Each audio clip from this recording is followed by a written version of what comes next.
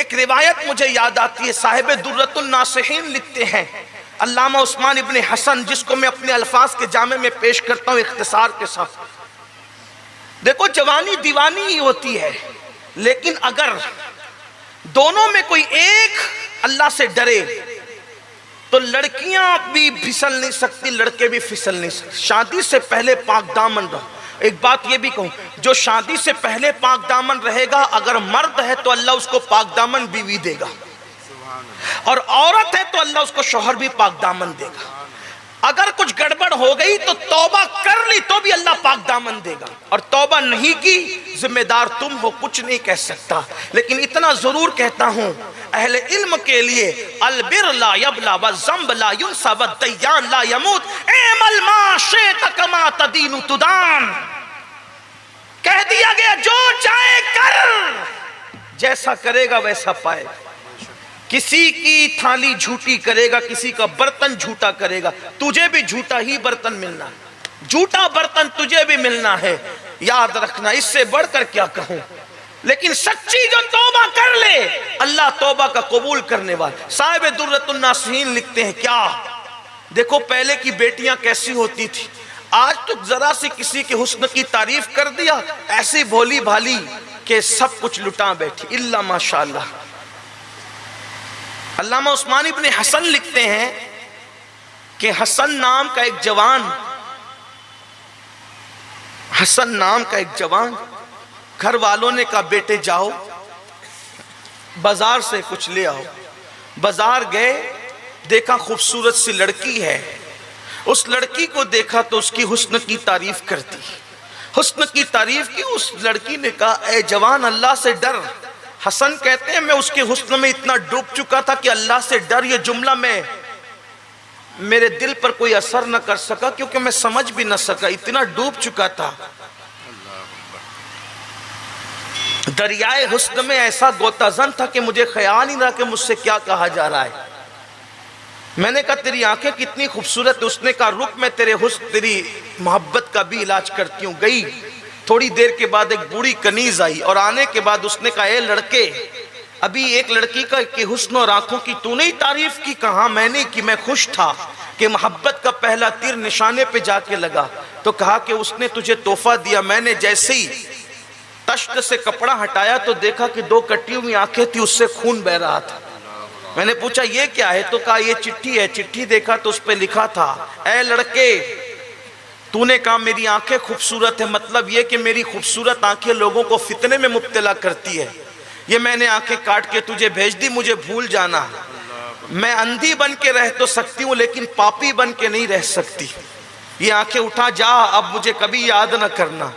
हसन कहते हैं मैं रोने लगा, या अल्लाह मेरे एक फिक्रे ने, मेरे दो फिक्रों ने किसी को अंधा कर दिया, किसी की जिंदगी वीरान कर दी। अब इतनी खूबसूरत लड़की अंधी हो गई, उसके साथ कौन रिश्ता करेगा, कौन निकाह करेगा।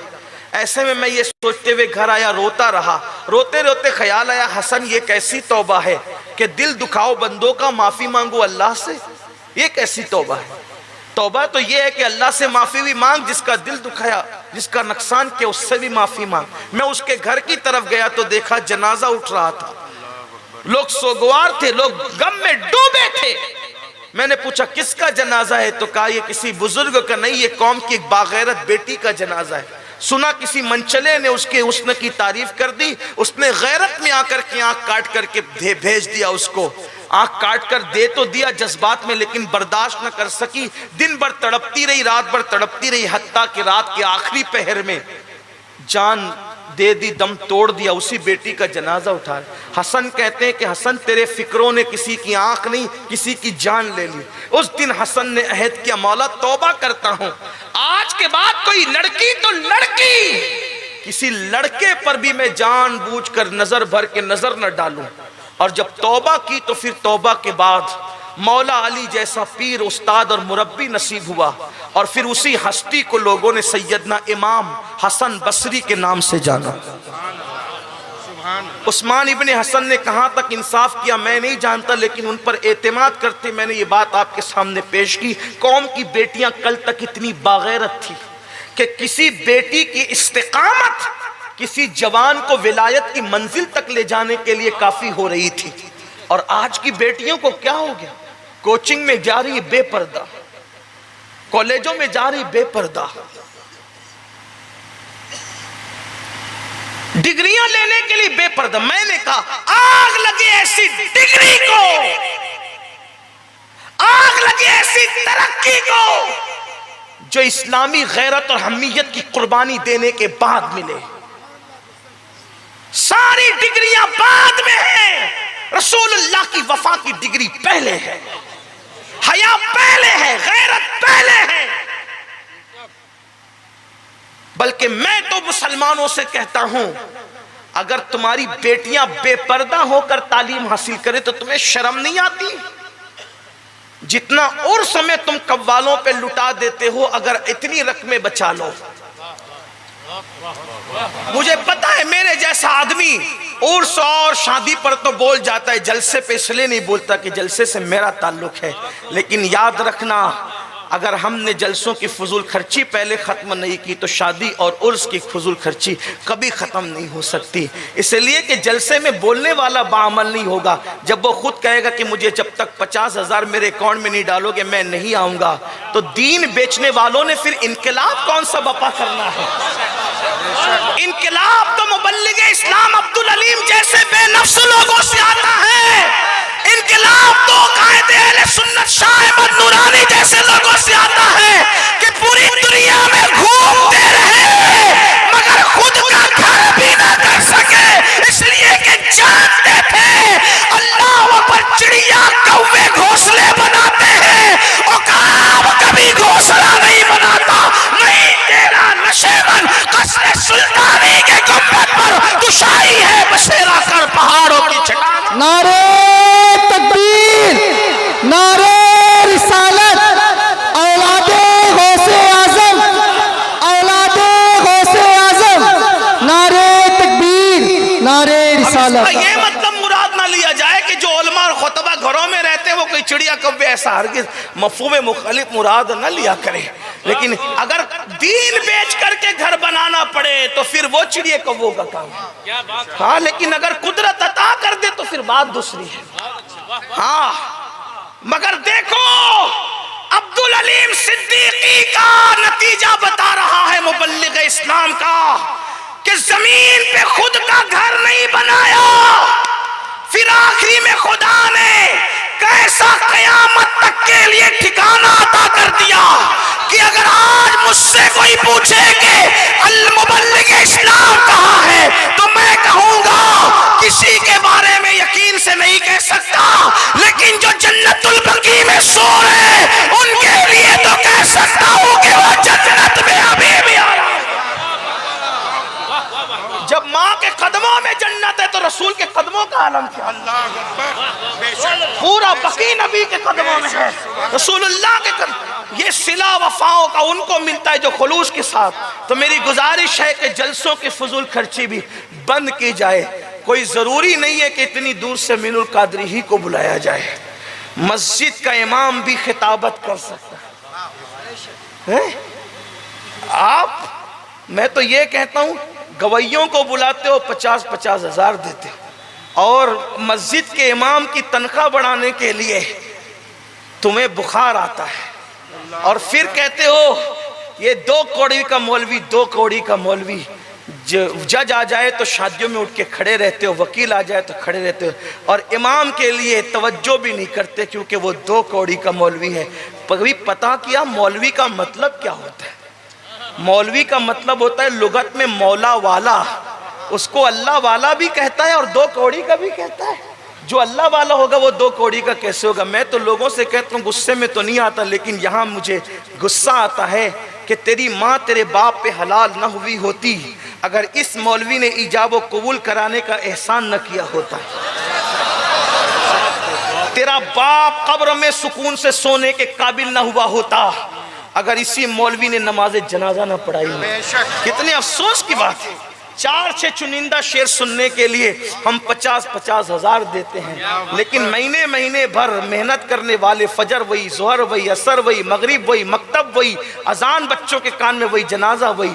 जब ये कहते हैं तो मेरे कुछ दोस्तों को गुस्सा आता है, लेकिन मैं कहता हूँ याद रखना, जब तक हक नहीं बोलोगे उस वक्त तक हक तक पहुँच नहीं सकते।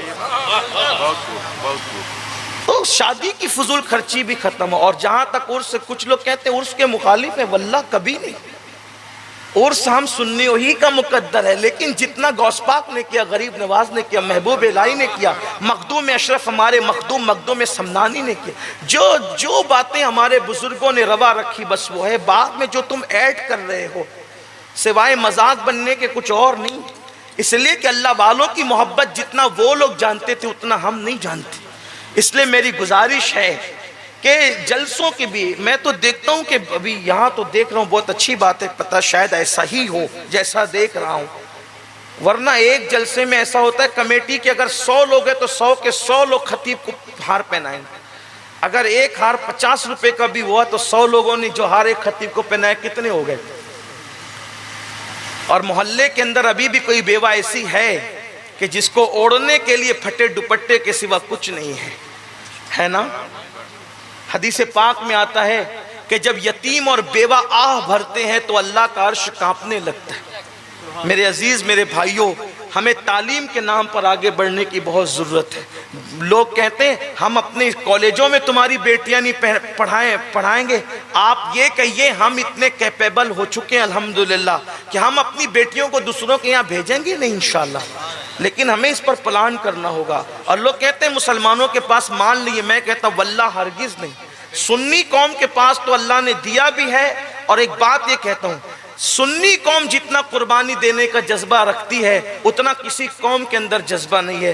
बस बात इतनी है, अब लेने वालों की दयानतदारी पर है कि लेने वाले दयानतदारी के साथ खर्च कहाँ करते हैं। बस बात इतनी है। मुसलमानों आओ, कुछ सोचें, कुछ गौर करें, कुछ फिक्र करें, कुछ ख्याल करें। याद रखना मरने के बाद हमें अल्लाह की अदालत में खड़े होना है।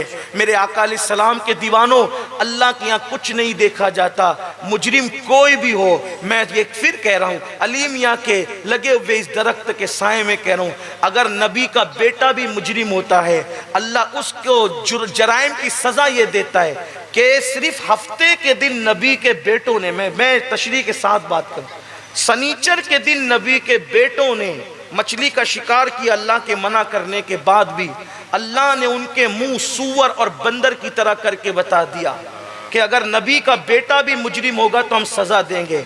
लोगों के तो नबी के बेटे होने में आप शक कर सकते हैं, लेकिन जिनके चेहरे खुदा ने सूअर और बंदर की तरह किए उनका नसबनामा कुरान बयान करता है, या बनी इसराइल, ए इसराइल के बेटो, याकूब के बेटो। याकूब तो नबी थे ना अलैहिस्सलाम।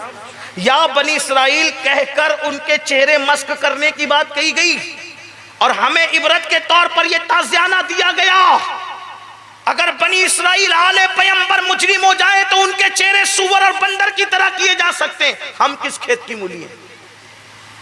ये बिल्कुल सच्ची बात है। अगर आप ये सोचते हैं मैं गौस पाक से वाबस्ता, उनका मुरीद और गरीब नवाज से वाबस्ता उनका मुरीद हूँ, मेरे अजीज, पीरी मुरीदी उस वक्त काम आएगी जब आप मुर्शिद के नक्शे कदम पे चलोगे। आपने कोई और रास्ता इजाद कर लिया तो आप याद रखना, उन लोगों को नबी की औलाद होना काम ना आया। हालांकि खातिमुन नबीयीन के लिए मसला अलग है, वहां फिर ऐलान इल्ला नसबी व सबाबी, उसको कोई यहाँ चस्पा ना करे।